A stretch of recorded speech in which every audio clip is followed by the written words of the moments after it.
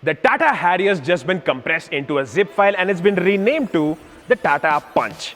Now try saying this after me. I drive a Tata Punch. Does it sound cool, badass, or does it roll off the tongue as something just a little bit weird? Whatever the case may be, Tata's SUV portfolio is getting bigger by going smaller. The Nexon's about to get a baby brother, so let's talk about it. Now first, there's a lot to talk about and it all begins with the design, starting right from the concept form. Now we were introduced to this car as the concept H2X, and when we had our first glance at that, we went, wow, does this look futuristic? The extremely sharp edges, the flared panels to give it all that important aggression, and those eyes that look like Optimus Prime's face. Then we got to the concept HBX, which understandably looked more believable, more production ready, but it got a more hairy-chested appeal with the use of big skid plates, the roof racks, and even the knobby tires. So now that we've had our look at the production version thanks to the teasers, we have to give Tata Motors props for sticking true to their promise of giving us a production car that's going to look very close to the concept. And yes, the use of the LED DRLs up top combined with the big blobs in the bumper that house the headlamps look oh so Harrier.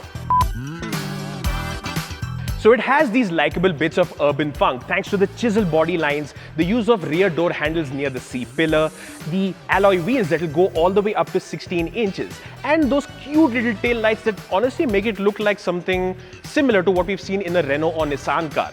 But the lower half is all SUV thanks to the generous use of black cladding, the width of the car thanks to those wheels that have been pushed right to the edges, and even the tall stance of the car thanks to the ground clearance, which should be in the whereabouts of 200mm unladen. Now at the time of recording this video, Tata has not revealed the interior of the Punch. But like we saw with the concept form, even the interior was 95% production ready.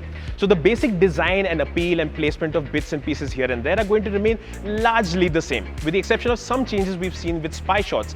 For example, certain variants, if not all, will be getting a two-tone finish on the inside.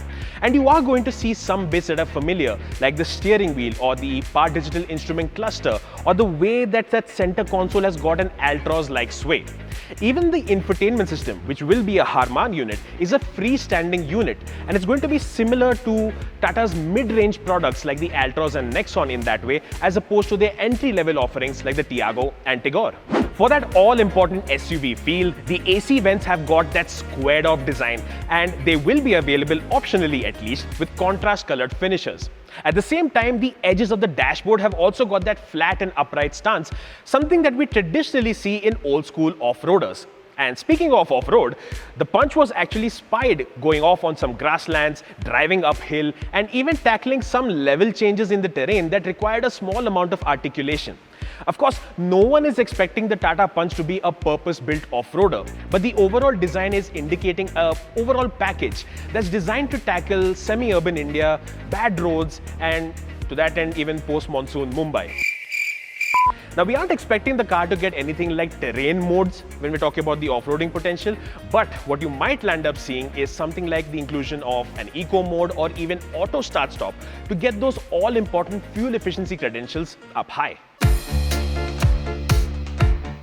Will it be a good family car?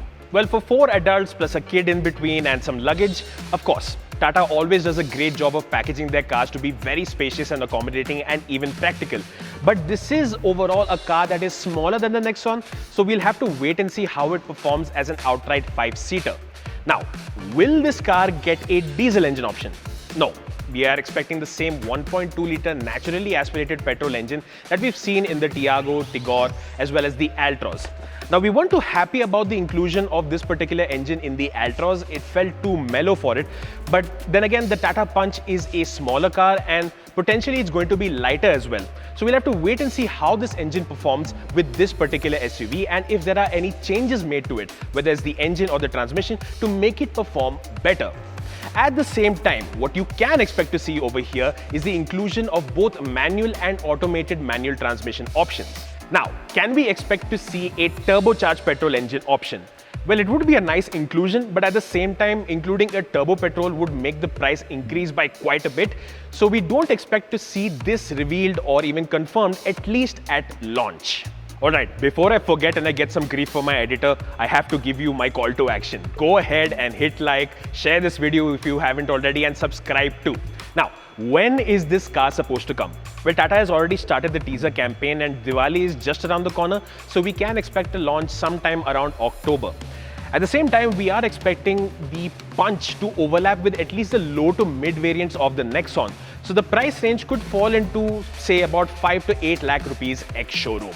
That's it for this video. Thanks for watching, and if you have any questions about the Tata Punch or if you're excited about it, just let us know in the comment section. Bye-bye.